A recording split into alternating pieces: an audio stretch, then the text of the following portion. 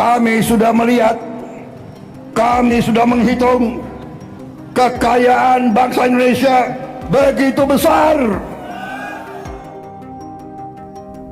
Bayangin gini, sebuah negara bertetangga dengan negara lain. Di antara mereka ada sungai besar, mengalir dari satu negeri ke negeri lainnya. Tapi suatu hari negara yang di hulu bilang, kami stop airnya. Bukan karena banjir, bukan karena bencana, tapi karena politik. Lalu mari kita pindah ke Asia Tenggara. Negara yang dulu dikenal sebagai Raja LNG tiba-tiba bilang, kami kurangi ekspor gas, tetangga tolong mengerti, kebutuhan rumah kami mendesak. India dan Pakistan soal air, Indonesia dan Singapura soal gas. Dua cerita yang berbeda, tapi satu benang merah. Sumber daya kini jadi alat negosiasi, bahkan senjata diam-diam. Hari ini kita akan masuk ke cerita itu, tapi sebelum kita mulai, coba pikirkan baik-baik. Jika perang dunia ketiga pakai peluru dan nuklir, mungkinkah sebelum perang itu meledak, negara-negara saling ancam dan amankan sumber daya alam masing-masing setelah perang ekonomi yang gak karuan ini?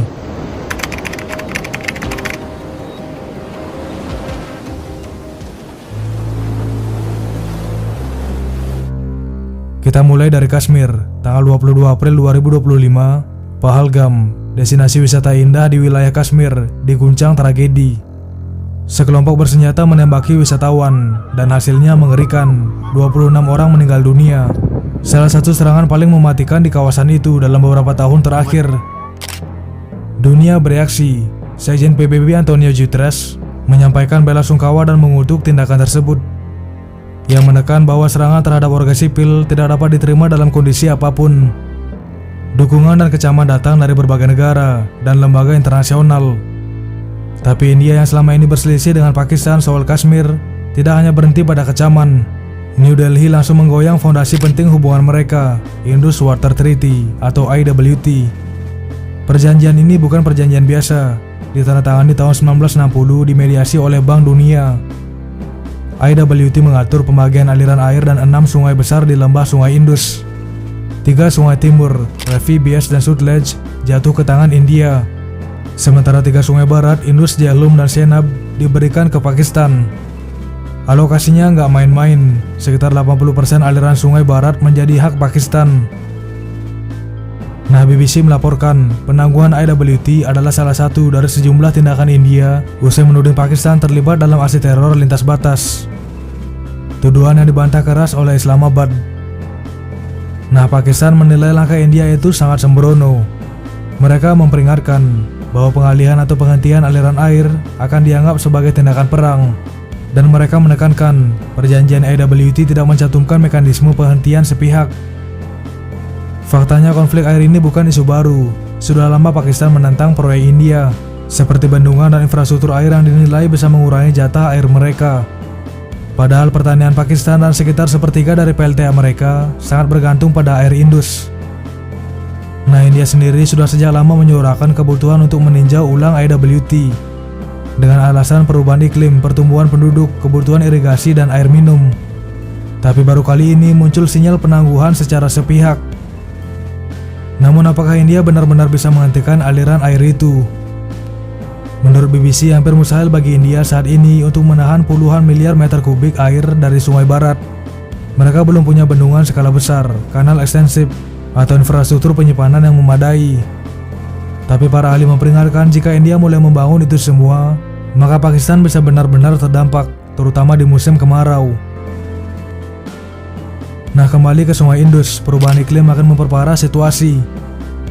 Gletser Himalaya mencair lebih cepat, dan air sungai bisa menjadi semakin langka di masa depan. Maka wajar bila ada usulan perbarui IWT, tambahkan klausul tentang perubahan iklim, sistem pemantauan aliran real time, protokol respon banjir kekeringan, dan lembaga pengawasan multilateral. Karena jika nggak diperbarui, keran air bisa jadi alat tekanan yang lebih mematikan dari peluru. Nah, di balik air yang menjadi sumber kehidupan, energi juga adalah sumber kehidupan yang sangat penting. Dan sekarang kita pindah ke Indonesia.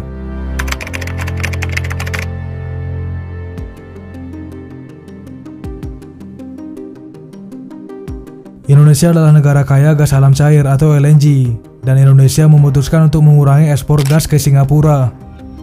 Kepala SKK Migas Joko Siwanto menjelaskan, ekspor gas pipa dari Sumatera ke Singapura akan dikurangi sebesar 30 juta standar kaki kubik per hari.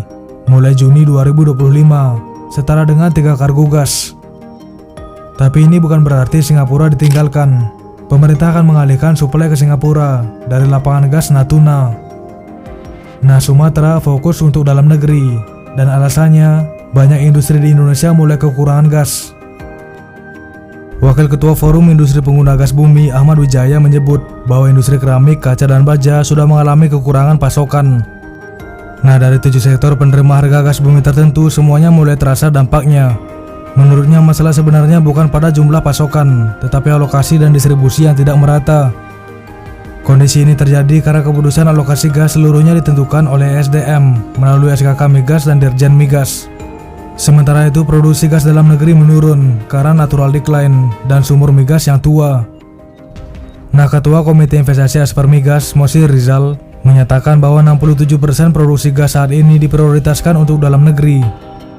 Namun penurunan produksi ini menimbulkan dilema, apakah ekspor harus ditutup total? Padahal ekspor gas bisa mendatangkan harga yang lebih tinggi dari pasar global. Investor juga menekankan Indonesia harus memperkuat infrastruktur gas untuk menarik investasi. Sebagai negara kepulauan, Indonesia membutuhkan sistem logistik migas yang handal, mencontoh Jepang. Nah, di balik semua ini lalu muncul satu isu lagi. Apakah Indonesia akan mengimpor LNG dari Amerika Serikat sebagai bagian dari negosiasi dagang dengan Presiden Donald Trump?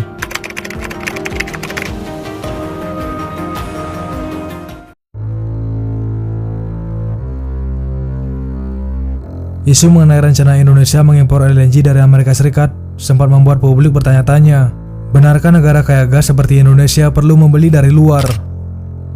Pernyataan itu pertama kali muncul dari Menteri Keuangan Sri Mulyani.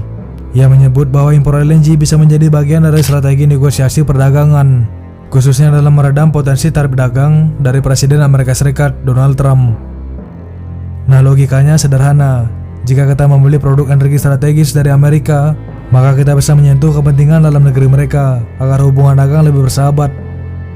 Seolah-olah kita berkata, kami belanja dari kalian, tapi tolong jangan beri kami tarif yang menyakitkan. Nah, Menteri Koordinator Perekonomian Airlangga Hartono bahkan menegaskan bahwa Indonesia siap untuk membeli tidak hanya LNG, tetapi juga LPG dari negeri Paman Sam. Narasinya makin kuat. Rencana pembelian energi dari Amerika Serikat tampak seperti skenario strategis dalam permainan diplomasi.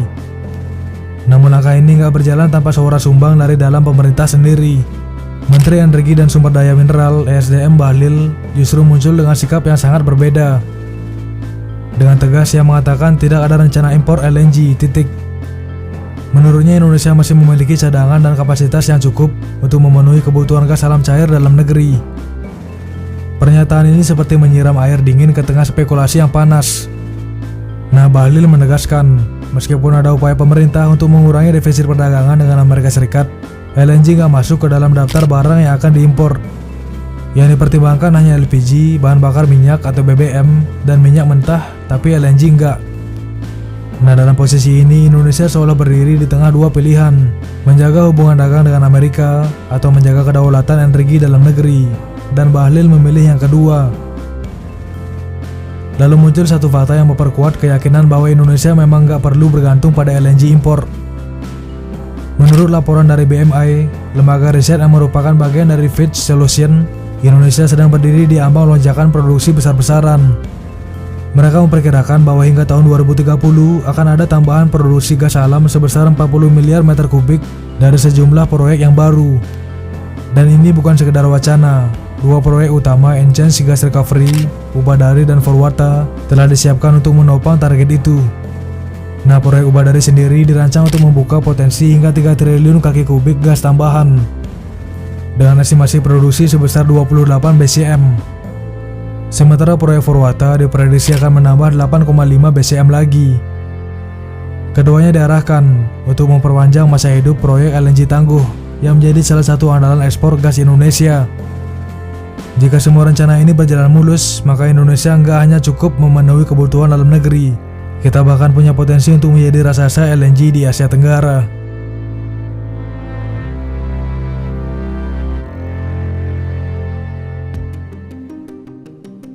Hari ini kita hidup di era yang berbeda. Perang nggak selalu datang lewat senjata, tapi bisa datang lewat keran air yang ditutup atau katup pipa gas yang diputar.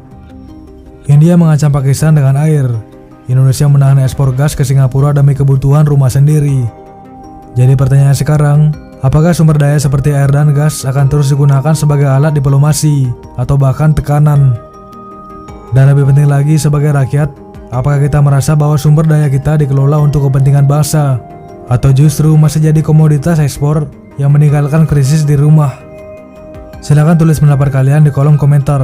Apakah kalian mendukung kebijakan pemerintah mengurangi ekspor gas? Apakah perjanjian air seperti IWT memang sudah saatnya diperbarui?